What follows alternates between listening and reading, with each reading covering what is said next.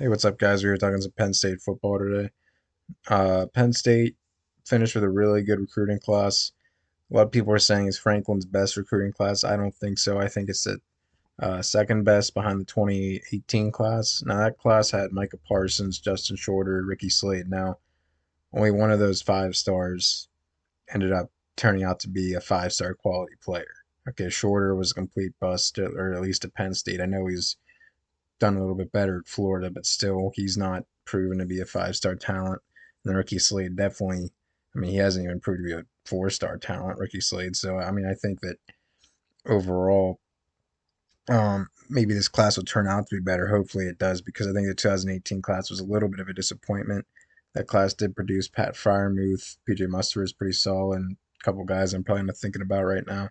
But, Jahan Dotson definitely in the 2018 class. But overall, that class was a little bit of a disappointment just because some of the premier names that you hoped would turn out to be good did not work out, and hopefully that doesn't happen with this class because you have guys like Drew Allar, the first five-star quarterback that Franklin is going to have, and that's a pretty big deal. You know he's talented.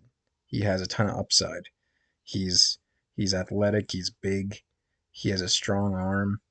He throws the ball and you think like NFL arm, and you can see the talent potential in him. Now, will he realize that at Penn State? Let's hope he does. Let's hope he's that guy to be kind of like that Deshaun Watson, take us to that next level of a program like what he did with Clemson, and let's hope that he can do the same thing. And then yeah, guys like Nicholas Singleton, who is ranked in the top 50 recruits in the country. He's considered the number one running back by 24/7 Sports. It's a big deal. And to get a guy like Singleton, who was just named Gatorade Player of the Year, he's definitely going to be a big part of this offense, maybe even as soon as next year, because the running backs didn't perform very well. So he could come in and start right away. Who knows? And then Keenan Saunders, star receiver at Westerville High School in Ohio. He's a guy who's a speed demon, and I wouldn't be surprised if he gets a ton of playing time next year either. And really, with those three guys, and then Denai Dennis Sutton, really good D lineman, also with a ton of potential um, for Manny Diaz to work with, hopefully develop him well.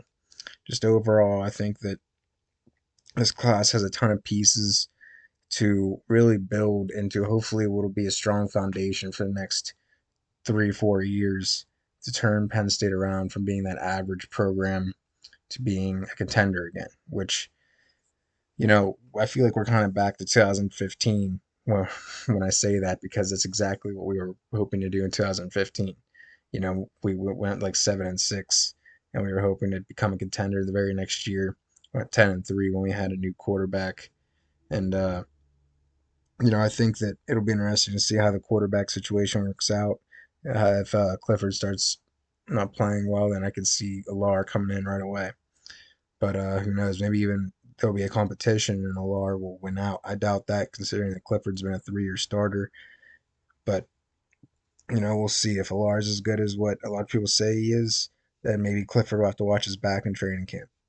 All right, thank you guys. We are Penn State.